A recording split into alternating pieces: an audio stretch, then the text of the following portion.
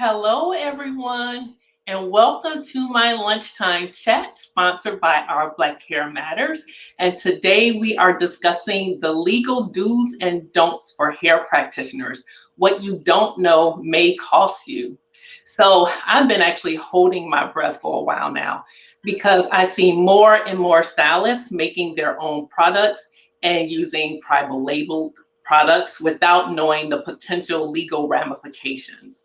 So if you want to know the legal pitfalls that professionals in the hair industry should know, the legal consequences of creating your own products or stocking private label products, or what consumers should be looking out for when purchasing products, you are in the right live.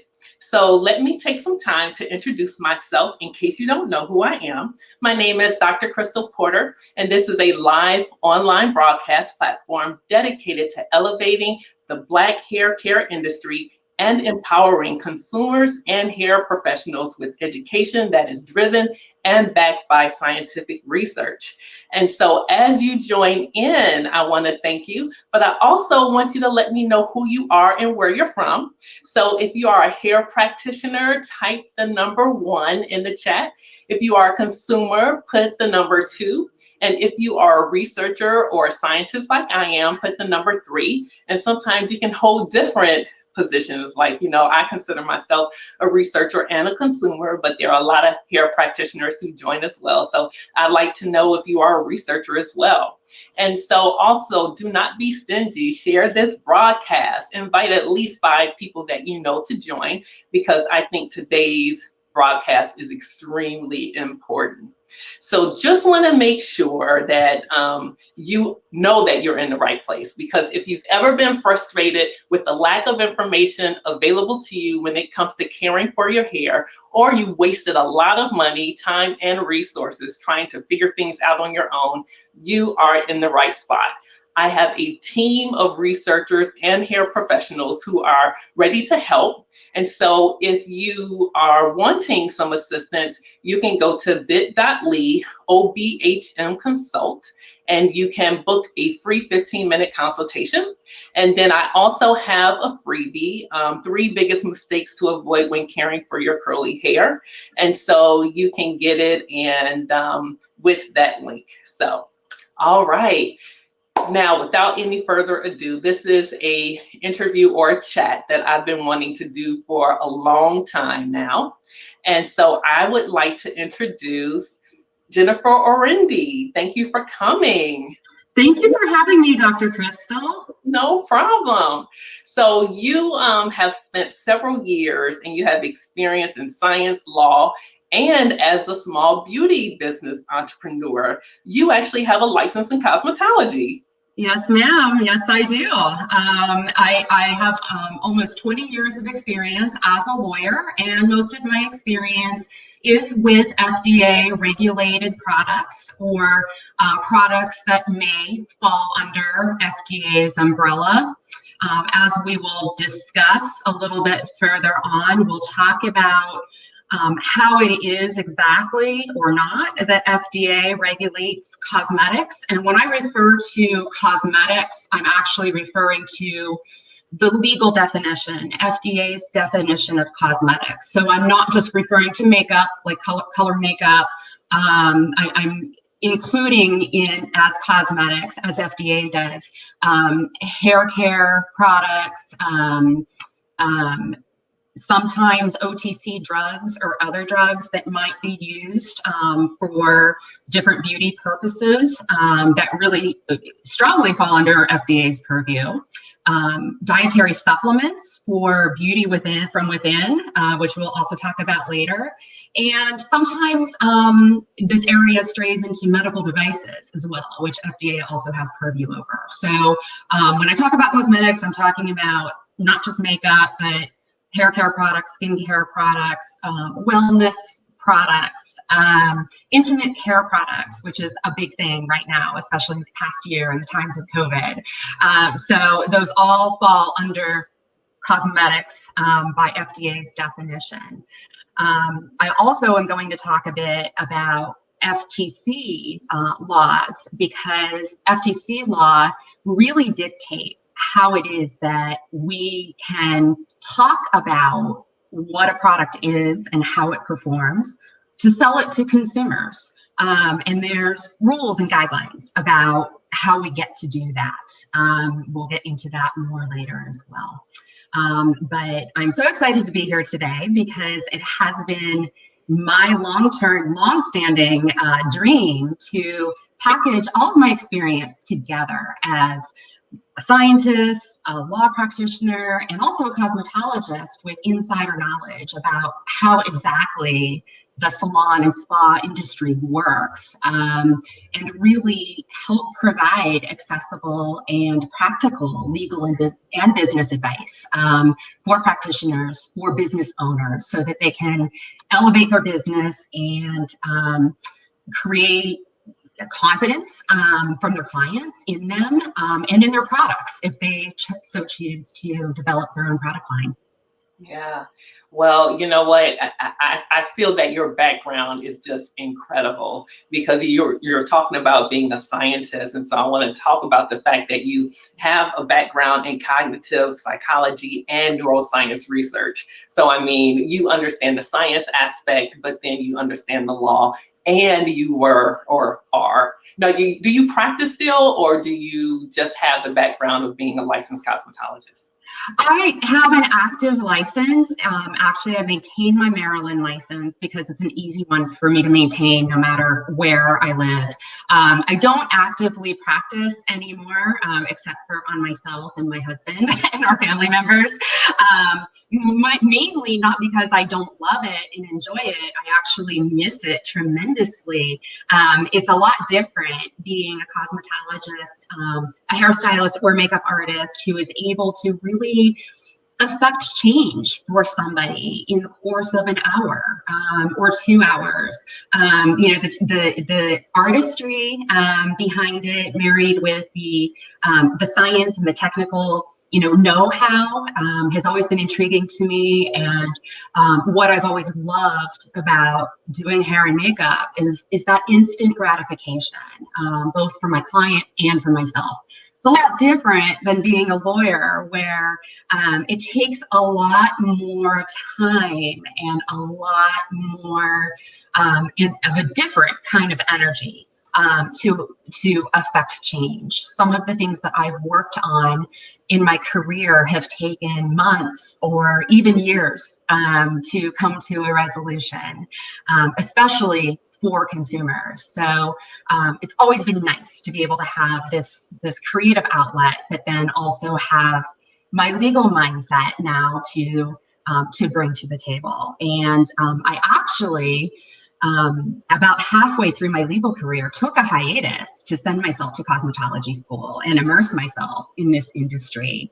And then I returned back full time to practicing law. So it's nice to be able to create my new firm, which is called Cosmetics Law Counsel, and really focus on packaging everything that I know to help people in the industry. Yeah. So I want to acknowledge those of you who have joined. So thanks, Renee. Really appreciate you being there. Hello, Taria.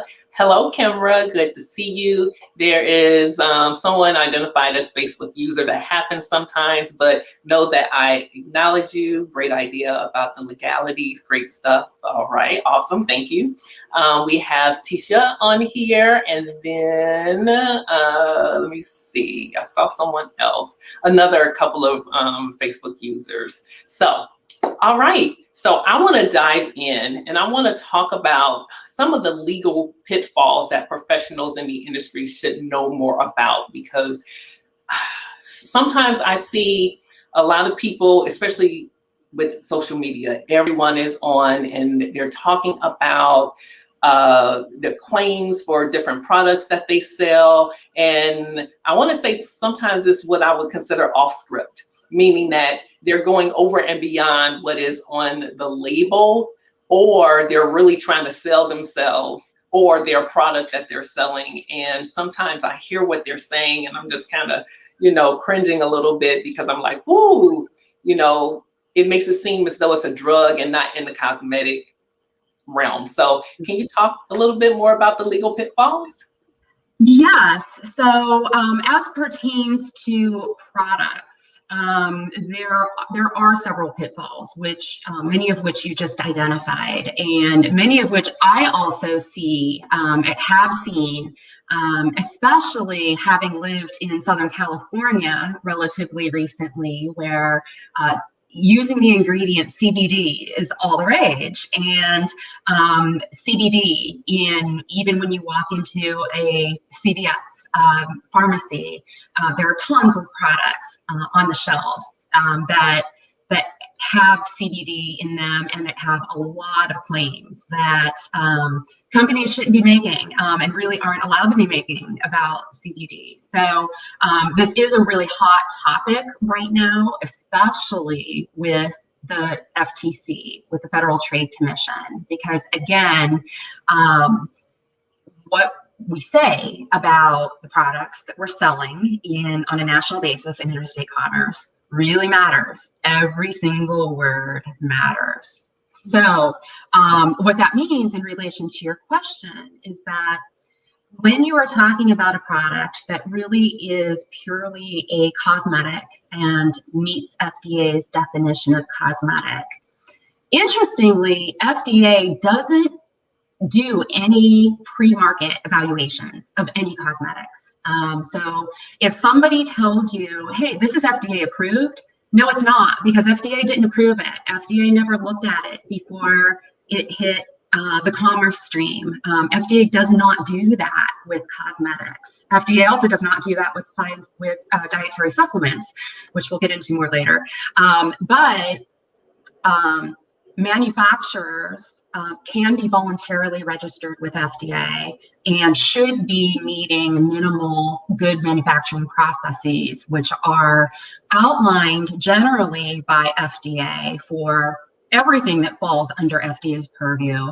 And then there's also a set of cosmetics guidelines with good manufacturing processes that FDA came out with in 2013, and I strongly advise that brands and manufacturers follow. So FDA's purview over something that is purely a cosmetic is honestly pretty minimal. There aren't very many regulations.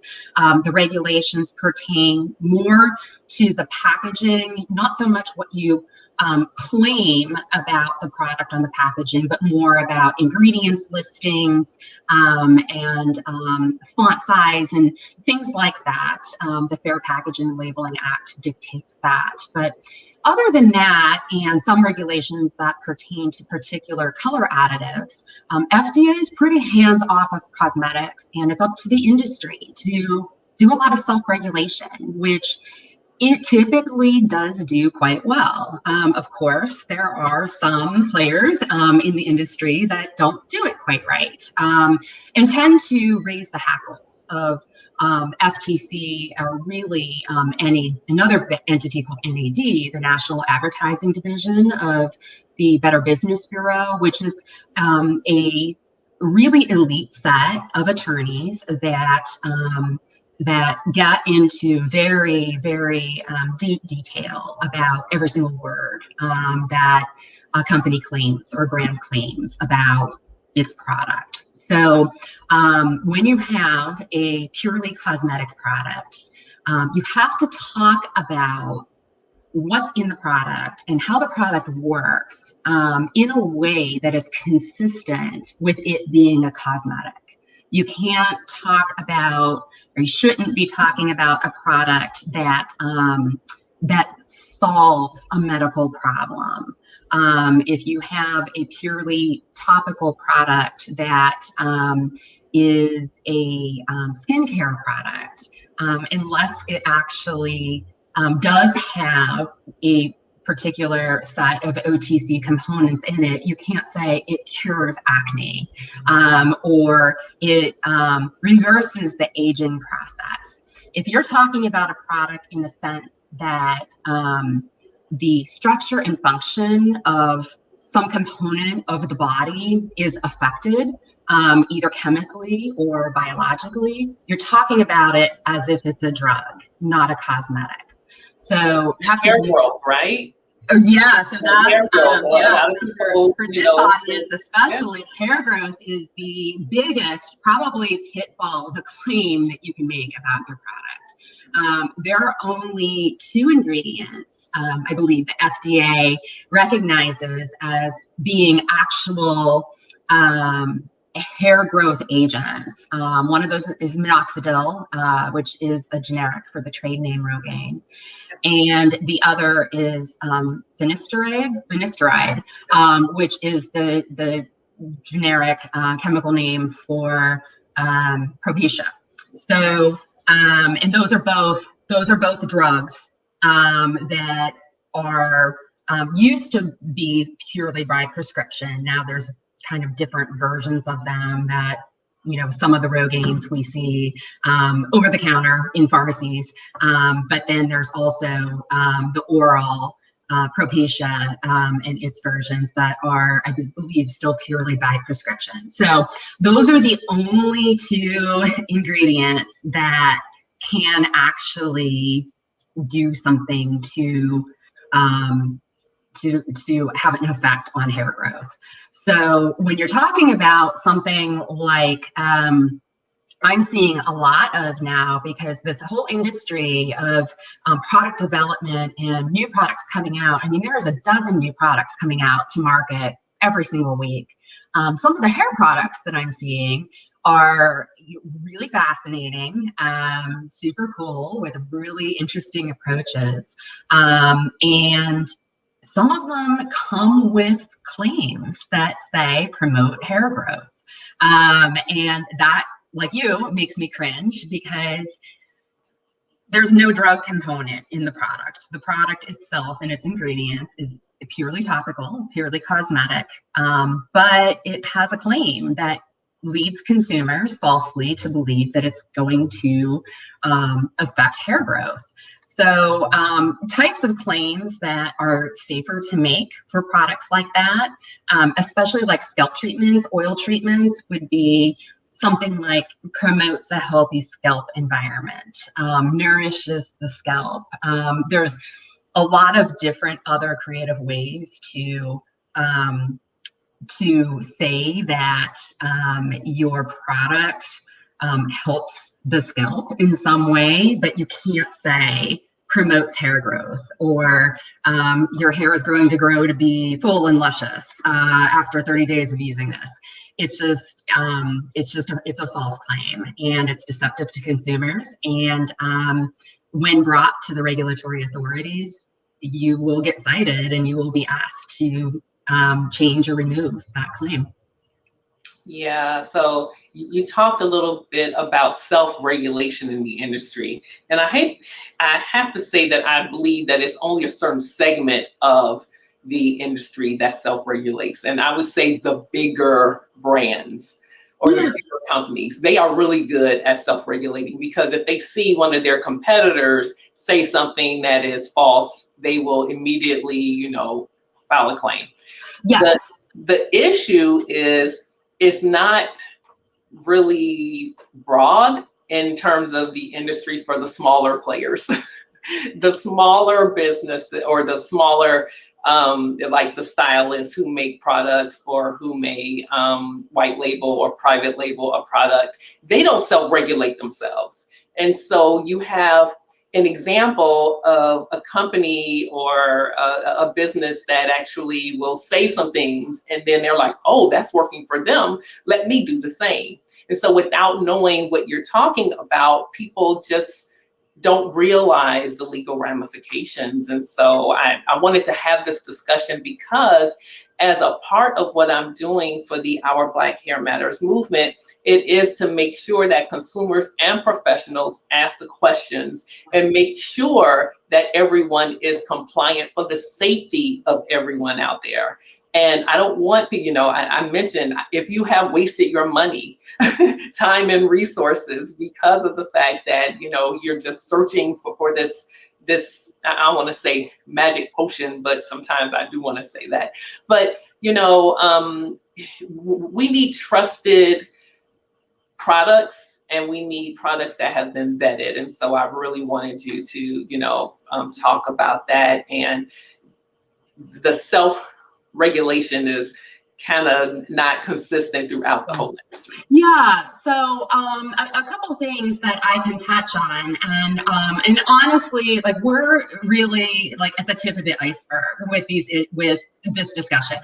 There's a lot of issues here, a lot of different types of scenarios and fact patterns that can really factor into this conversation. But a couple things that I wanted to quickly touch upon in response to what you just brought up is that right now, as I just said, the cosmetics industry is not that regulated by FDA. FDA's last revision of the Food, Drug, and Cosmetic Act, or should I say Congress's last revision of the Food, Drug, and Cosmetic Act, came in 1938 pertaining to cosmetics. So 1938 was a long time ago. And again, other than certain color additives, which regulations were added in 1960, and the Fair Packaging and Labeling Act of 1968, there's really not a lot out there for FDA to do. Now, if you're making a drug claim, FDA will find it, or somebody will report it to FDA. Is FDA, what are they going to do exactly? First, they're going to send you a warning letter. They'll tell you to stop marketing the product that way because you're marketing it, you're misbranding the product as a drug. FDA's enforcement power is not that great with respect to cosmetics, but FTC's is, but even more so, your state attorneys general do have enforcement power over false advertising. So even though in our country right now, we are not subject to many regulations at all pertaining to cosmetics, we are subject both federally if we sell on a national basis in interstate commerce. If you're selling a product on your website, it's in interstate commerce. Even if you're just selling it on premises in your salon, you do have to follow the rules and regulations regarding advertising that pertains to your product of your state. So it is important to self-regulate, to make sure that you're talking about the product in the right way, to make sure that you're properly labeling it. And what's more, that thing I just mentioned about there not being any updated cosmetics regulations in 1938, times are going to be changing soon. There's a lot of movement, especially by the big players in the clean beauty industry, to make changes. And I've been following some of the legislation that's been proposed for the last 5 years. Obviously, Congress has different things to pay attention to at different times. Clearly, in this past year, both Congress and FDA have been focused on bigger priorities than cosmetics, but there is some pending legislation, and in the next 18 months, I expect that there are going to be some changes. So some of those things that the bigger companies like Estee Lauder and L'Oreal, which hold dozens of brands each, they're global players, and they are already following the laws and regulations in so many other countries that they do business in, because a lot of other countries actually do regulate cosmetics and do it very carefully. So they're already doing a lot of the things that I expect are going to be coming for us in the not so distant future when you think about it, especially when you think about like a product development and marketing timeline. So, I really strongly believe that as a salon owner, if you are making and selling your own products and you have a great brand in your salon and you are leveraging that brand to your products or your product line, you have potentially a lot of opportunity in front of you, right? To do a lot, to do great for your clients and to keep building that trust. The last thing you want to do is be talking about your product using the wrong words. So, it is important to use the right words, to self-regulate, to have legal counsel help you self-regulate from the beginning, because all it's going to do is strengthen your brands and strengthen that consumer trust and create repeat business, which is what you want, right? You don't want somebody just buying your product one and done. You want repeat purchases. You want your clients to be spreading the word, and everybody wants this product. You're going to create a cult following. No, you're not going to do that if you're not talking about the product in the right way. So yeah. So I want you to give us like some case studies, because I've heard some stories out there, but I was wondering, from your legal expertise, if you could share like what has happened or some things that were put on the radar as a result of not being compliant. Yeah, right now the biggest litigation involving a cosmetic product is the talcum powder litigation, which is actually a product liability litigation involving women with ovarian cancer who used talcum powder for feminine hygiene purposes and developed particular types of ovarian and gynecological cancers. And that's a whole other conversation in and of itself, but the crux of the issue with that is it's a supplier issue. So the talc as a raw mineral comes in a rock form. It comes from a mine, and it comes from mines that also have asbestos and other heavy metals present in the mines. So the talc supplier, the miner that supplied the raw material, it's a huge question as to whether they had the obligation to sell a cosmetic grade talc in the first place to the product manufacturer, or whose responsibility it was to make sure that the ingredient was safe. But I mentioned this one mainly because when you are developing your products, whether you're using a contract manufacturer and starting from scratch with your own formulation that you want to hold the rights to, or whether you're using a private label manufacturer, which means that manufacturer, you don't have IP rights in the formula or in the manufacturing process per se. And an advantage in developing your products this way is that it's a lot less costly. It's a lot it's an easier entry to market, because basically you're taking a product that has already been formulated, or that maybe might require minimal input by you, and you're able to brand it as your own, which means that you're responsible still for what you say about the product. So knowing that where ingredients come from, working candidly with your manufacturer about the source of the ingredients and how they're processed is really important. Asking a ton of questions, working with manufacturers that are voluntarily registered with FDA, because that is a good kind of on its face showing that that's a company that is on the up and up with following GMPs. Those are all really important things to do, especially when you're developing your own product or line of products. Yeah. So I've seen some cases with like a product being used improperly.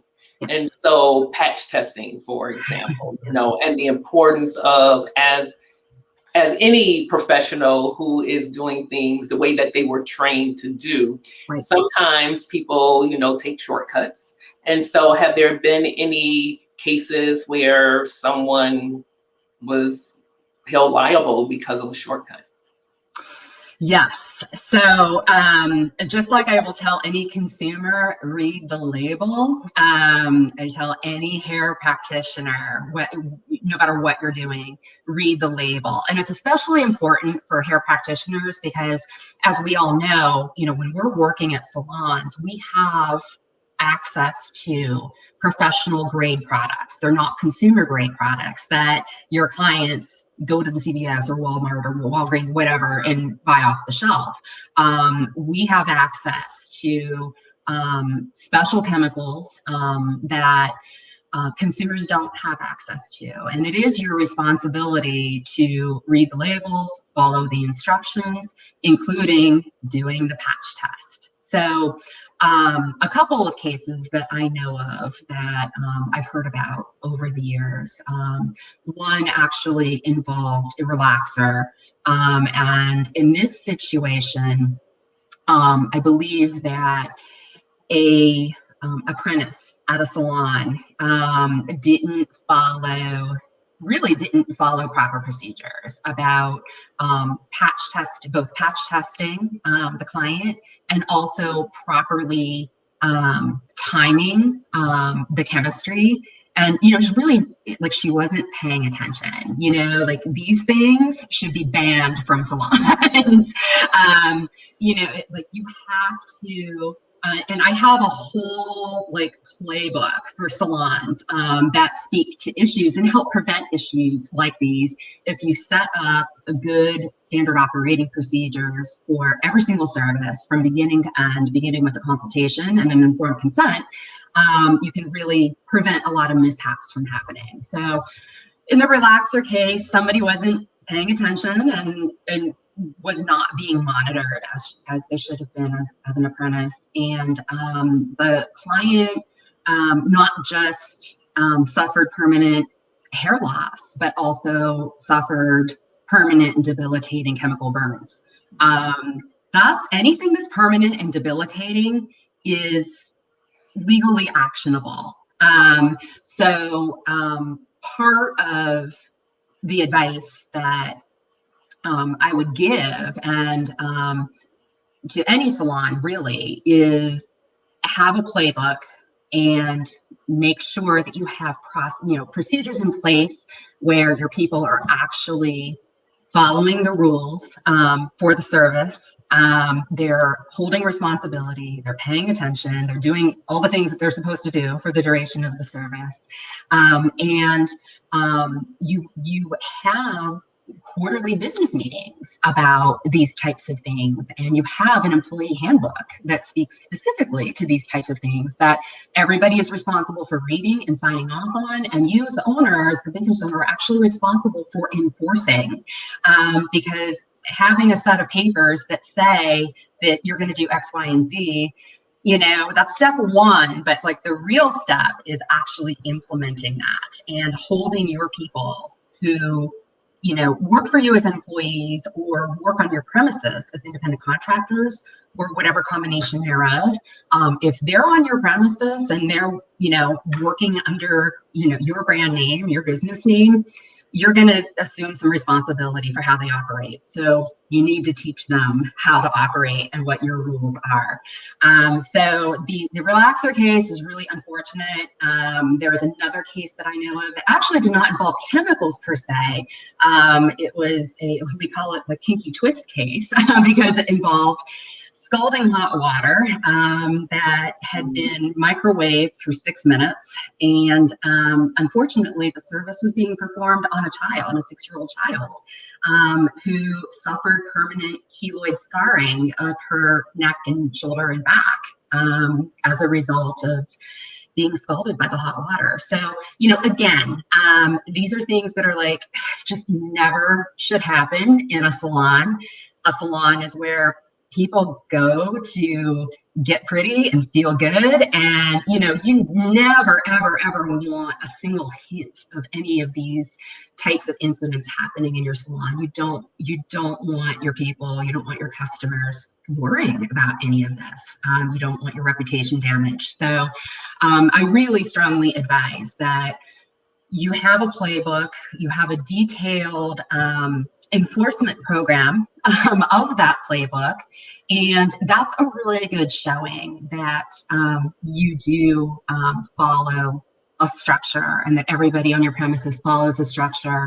And hand in hand with that, I also highly recommend the right insurance policy to cover you and your people and your premises, especially whether you rent your premises, for your entire business and you have a landlord, or whether you own the building, own the space. Maybe you have a parking lot, maybe you have a sidewalk. What if it snows? Who's responsible for clearing that? You are. So there's a lot of things, both in the actual salon and then around your premises, that you are responsible for, and you should have appropriate insurance policies to cover.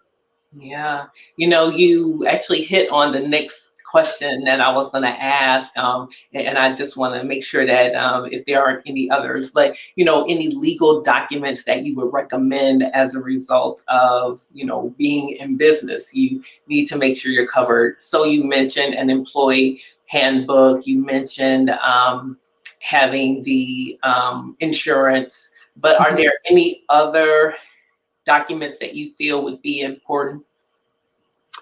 Yeah, I think that,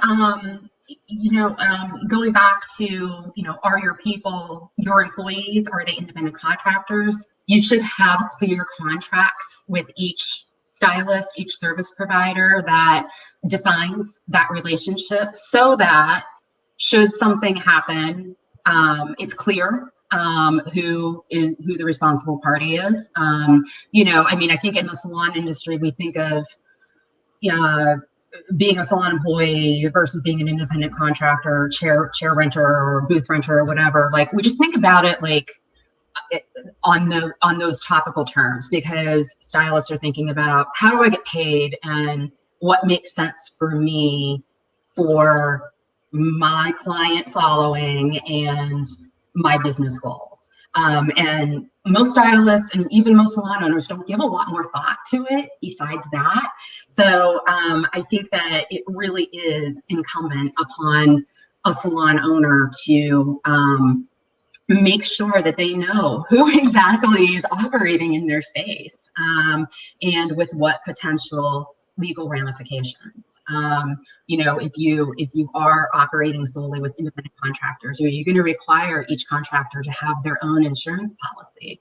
You could do that. Should you have one anyway? Probably. These are all kind of like fact-specific discussions that can be had with any salon owner, depending on what they're doing, what they're currently operating for their business, what their business goals are in the future, to help further insulate them, especially right now, because this is a great time to rebrand. So if you're rebranding or in that phase, because it's a good opportunity to do that for you, it's an awesome time to put a salon playbook or handbook together, put together your set of documents for that's kind of like the backstory of your actual business, your registered, your state board registrations, but also your registration to operate as a business with your particular state, Secretary of Commerce, or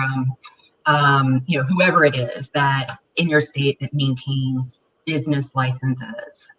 Maybe it might even be a requirement for your county or for your city as well. So having those documents in one place with your insurance policies, with your basic set of SOPs that you expect your employees to follow, your separate employee-driven handbook that's a reference for them. Everybody should have a copy. Everybody should read it, sign off on it, and you make sure that you're enforcing it with them. Those are all layers and steps and corresponding documents that I would have in a salon. An informed consent. And you can do kind of a combination informed consent form with your consultation form, which I'm a big fan of. I learned this at Aveda. I think that, I can talk all day about consultations. I think that they are so valuable for setting and managing expectations. That way you don't have a client with sticker shock at the front desk who's giving you or your receptionist issues. But you also set up expectations long-term for your clients. You establish trust because you have in writing that you are going to do X, Y, and Z for them, and you've done it.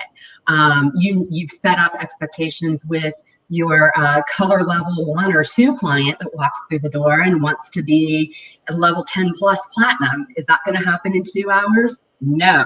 But you have written documentation of that very detailed conversation and consultation about what it's going to take to get to her desired goal.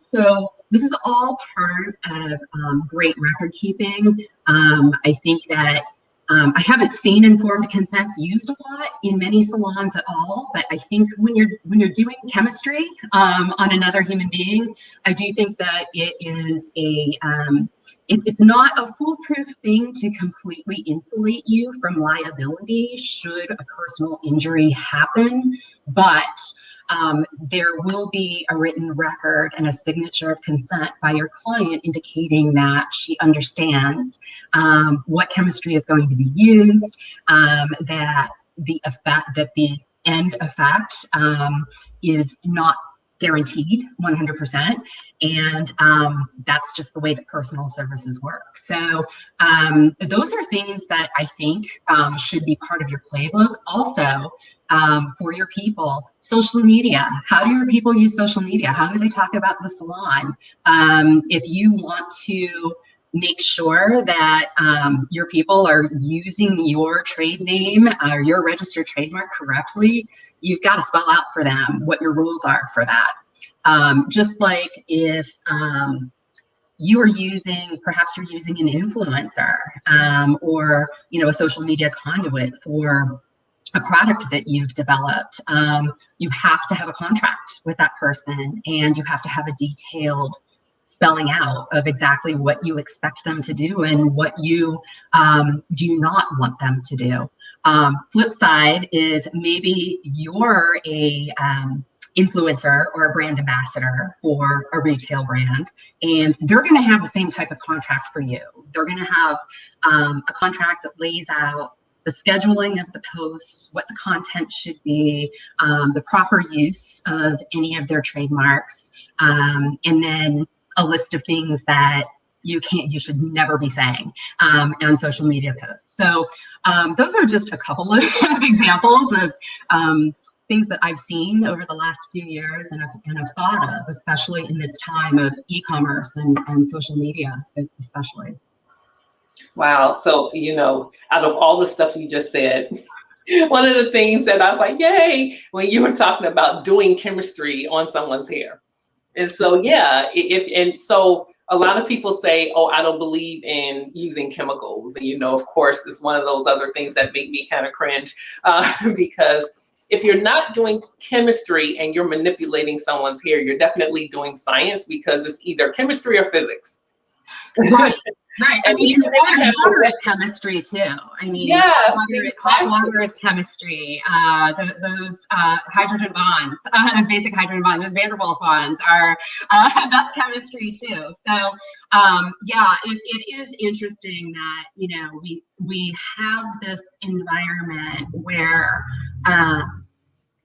consumers are begging for clean and green and organic and free from, vegan, and those can all be really good things. Again, if you're saying it about the product, it better be true, for one.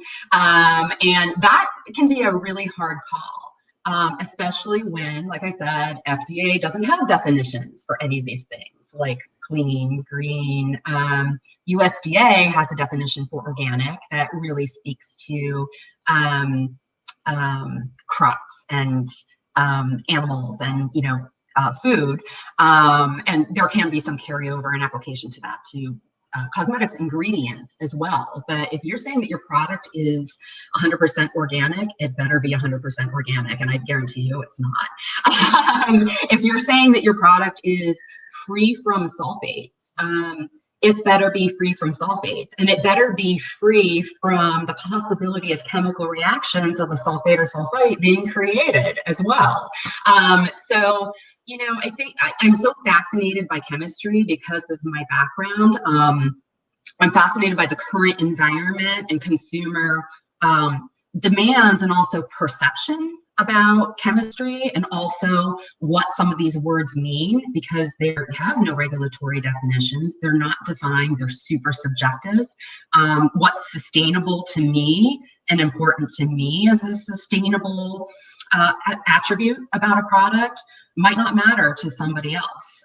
So, again, these are things that we can we can talk about 6 of these words that are kind of the buzzwords right now out there in the industry. I mean, we can talk about those words in and of themselves all day, and what's going on in the legal environment about them. Yeah. So I want to take just a mini pause to acknowledge some people who have made comments. Hello, Chantel. Thank you for joining. Samaria is here. We have Dana. We have Shanae. Taria continues to comment. Hello, Jeanette.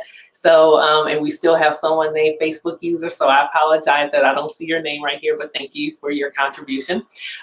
But I know we only have a little less than 15 minutes left, and there are 2 things I at least want to hit on. I mean, and you can go on. I know you're just scratching the surface when it comes to giving us information, because there's more in-depth information that should be shared, but that can be at another time. Oh, Alyssa. Hey, Alyssa. Thanks for joining. I want to talk about private labeling hair products, because there are a lot of cosmetologists doing that, and I don't think that they are vetting their manufacturer properly. And so, so quickly, in like 5 minutes ish, if you can kind of talk to that, or less, if you could talk to that, that would be awesome. Yeah. Well, as I mentioned, you really want to be choosy, really, about what manufacturer you're using, or that's something that your brand name is going to be put on. So you really do need to do your research, or you get somebody to help you do the research to figure out, is this private label manufacturer, do they have that voluntary registration with FDA that instills a bit of confidence that, they're a global player, they're following good manufacturing processes, which include how they source their ingredients, how they process their ingredients. This is kind of like a pre-production before they start making the final finished product that gets shipped to you. You really want to dive deep and ask a lot of questions, and that at least 3, if not more, 5 or 6 different manufacturers, because you really do want to have confidence in that business entity and their manufacturing facility, and in their people. You want to research whether they've ever been cited for, just maybe something as basic as having a dirty facility by FDA. Back, not in this past year, FDA has not been doing any pop-up surprise inspections of cosmetic manufacturers, but it has done them, and it can do them. So, has the company been cited at all? Have they been in any other business?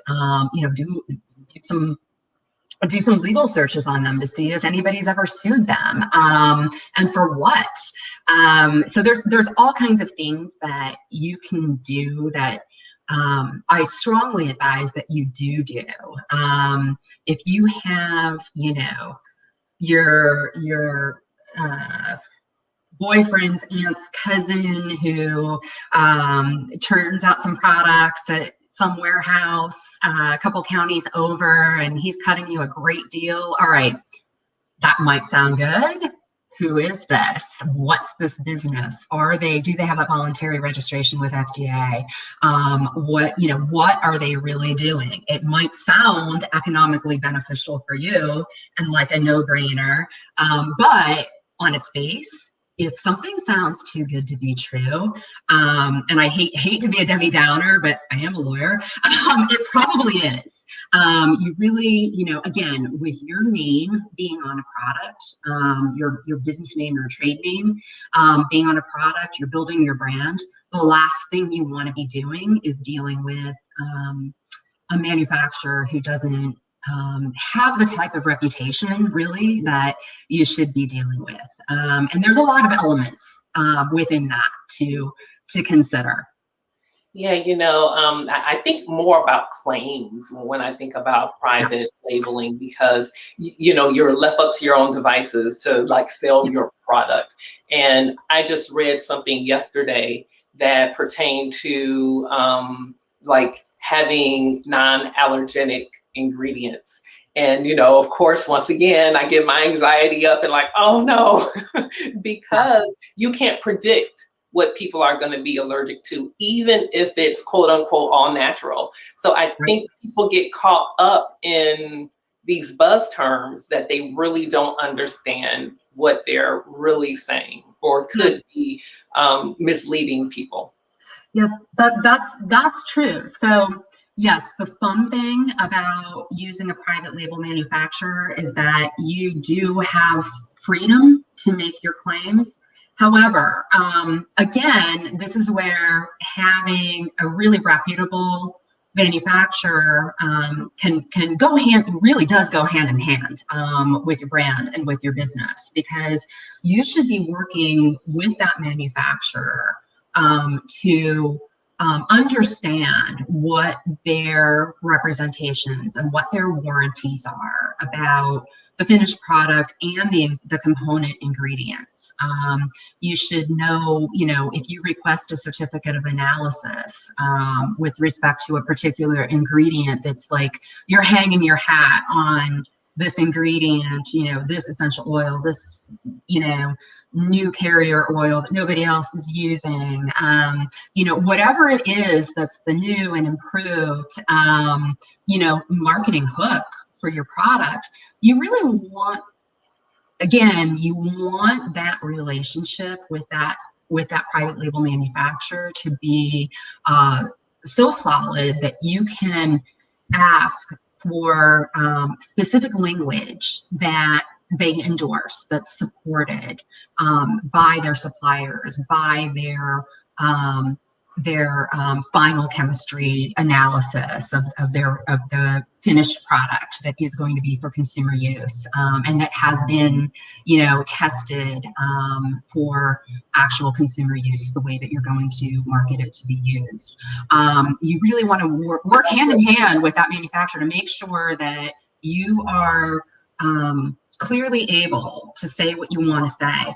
And if you're not, you might be able to, there might be room for creativity there, where they might be able to tell you, okay, well, it might cost a little more to use this other ingredient. If we use this other ingredient, then you're going to be able to make that claim. So you can, there can be some fun things that you can do with your manufacturer. Again, when you have a reputable manufacturer that is experienced and has that voluntary registration with FDA, it gives you kind of more peace of mind, I think, and more breathing room, because you know that you can have those conversations. And business relationships can be personal too. So sometimes again, when I say research and vet several manufacturers, you might click with some more than others. A particular one might get you and your brand more than others. So, the vetting process, even though it can have its frustrations, it can also be really fun, because you want that relationship. You want to probably do more than just one product. You want to set up repeat success with that company as well. So it's funny that you said maybe the manufacturer has done testing. And so, of course, that's another buzz term for me, because I have found out, unfortunately, that a lot of manufacturers haven't done the testing. They have a formulary, they, can make products, and they find people who are able to buy it. They have their own like spin on it, because a lot of cosmetologists have used it, and so they can share their experiences, and so that kind of makes up the claim. But the one thing that I want to say is, yes, that is an important question to ask in terms of what testing has been done, if any. But if none has been done, which is the majority of the case, that is why I'm doing what I'm doing. I'm really a supporter for small businesses.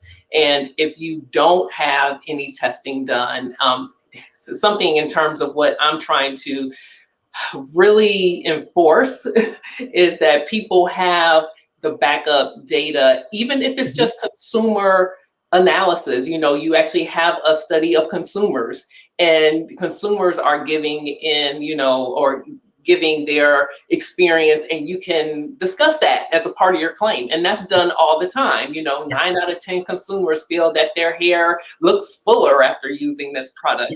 That is still within the cosmetic realm, but these are the things that should be done, and it's best that it's done with a third party as opposed to doing it yourself. A lot of people are like, oh, I'm just going to do this myself, and it's a little bit more difficult to make sure that you are statistically sound to make that particular claim. So it's a lot more difficult to do that on your own. You know, even for somebody like me, with a bit of a science background and a background in statistics, I would need your assistance if I wanted to make a particular claim on a product that I was in the midst of developing and wanting to use particular marketing, advertising words on the product. So yes, third-party independent testing is absolutely essential. You're responsible for it. If you want the data to back up what the words that you're choosing to use, that you would like to use about your product to be able to sell it, that is your responsibility to make sure that you have the data. You are, interestingly, you will be the holder of that intellectual property, not the manufacturer. So there becomes a little bit of a hybrid relationship where, yeah, you can use the manufacturer to make the thing with the certain ingredients that you want, but you have the marketing edge on that product in terms of how you're choosing words to use to sell it, because you hold that data. So yeah, the product development can be really fun and really interesting, and it can really, especially if you have a strong salon brand and a loyal following, and you've kind of dabbled in this kind of like in-house, like, oh, okay, I use this, I've used this on my clients in the chair, haven't sold it yet. Oh, okay, now I'm selling it to them. They can take it home, and they love it. All right, let's roll with this. Let's make more and like really sell it for real. Let's sell it on our website. You know, then you start getting into a lot of different fun things to do, but also fun legal considerations that you really need somebody to help you wade through. And you need a good, strong cosmetic chemist to help you come up with that data to support the claims that you want to make. So we are like out of time. It's amazing that, you know, you have a wealth of information. So it's been awesome that you've been able to share it with those who are in the space, because they really need to know. And we did not get a chance to hit on supplements. So many things. So many things. Yeah, we can revisit that at a later time for sure. Yeah, supplements are a hot area right now for a lot of different reasons. We can have probably an entirely other call about that. You know, I'm happy to take questions. Go to my website, cosmeticslawcounsel.com. Let me know what your questions are. Let me know what you want to hear more about. Of course, if you have legal issues that you need advice on and that you need me to help solve, we can have those conversations as well. But in the future, I can foresee that Dr. Crystal and I will be doing more of this, but I think that I would also love to offer to this community workshops or classes that where I have the opportunity to get a little more in depth and provide you with a lot more information about each of these areas that we talked about today. So many of these things that we talked about are really kind of like interwoven and dependent on each other, but there's also discrete legal issues within all of it that there's a lot to unpack, and each issue really deserves its due time. So if the need for the education and the desire and the interest is there, I will be happy to put on some programming for everyone. That's awesome. No, you will definitely be someone who is a valuable resource. So thank you for everything. Oh, thank you. Yeah, thank you for coming. And I want everyone to remember that our Black hair matters. And as always, take care and love your hair. Bye-bye.